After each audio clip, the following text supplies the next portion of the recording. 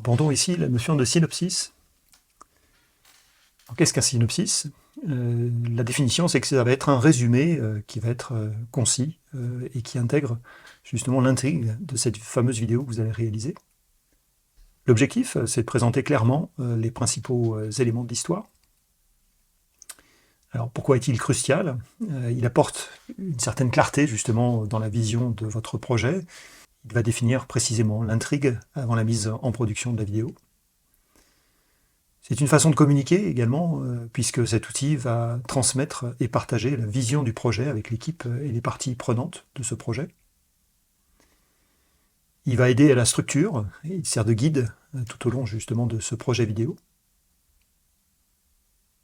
Alors les étapes d'un synopsis.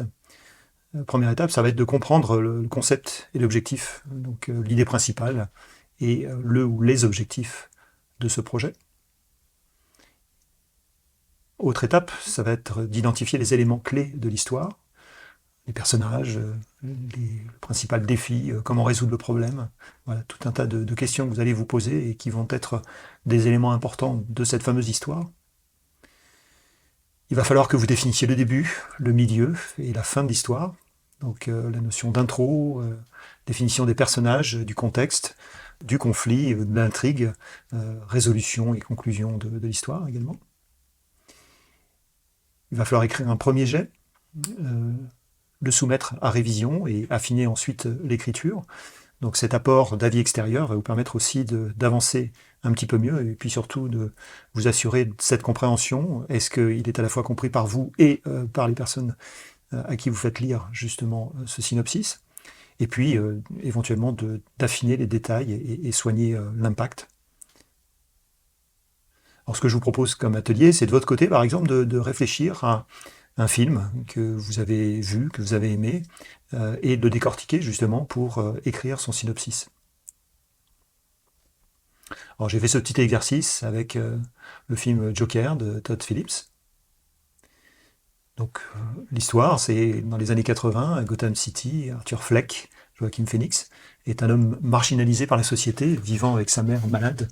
Il rêve de devenir un comédien de stand-up, tout en travaillant comme clown à temps partiel.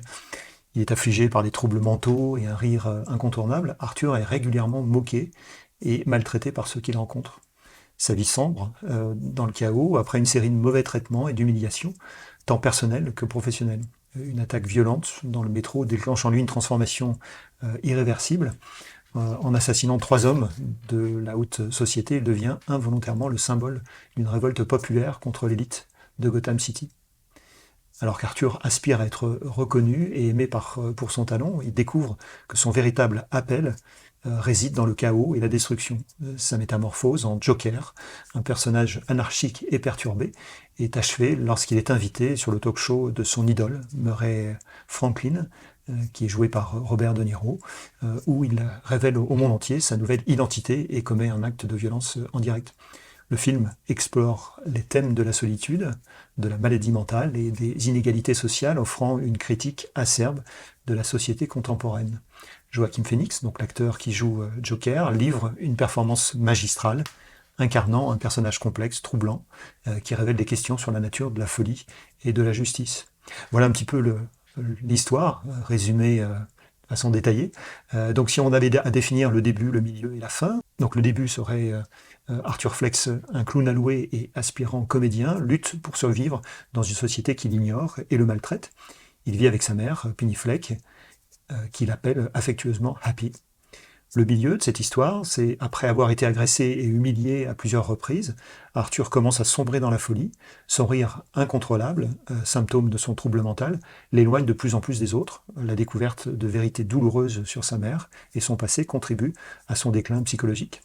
La fin, ensuite, de cette histoire, c'est Arthur, qui adopte pleinement son alter ego, le Joker. Après avoir tué Murray Franklin en direct à la télévision, il est acclamé par les émeutiers de Gotham. Le film se termine avec Arthur, désormais Joker, enfermé dans un hôpital psychiatrique, riant de manière incontrôlable, laissant le public s'interroger sur la frontière entre la réalité et la folie. Voilà un petit exemple. Donc à vous de jouer de votre côté pour définir votre propre synopsis. Nous allons parler dans le chapitre d'après de storyboard.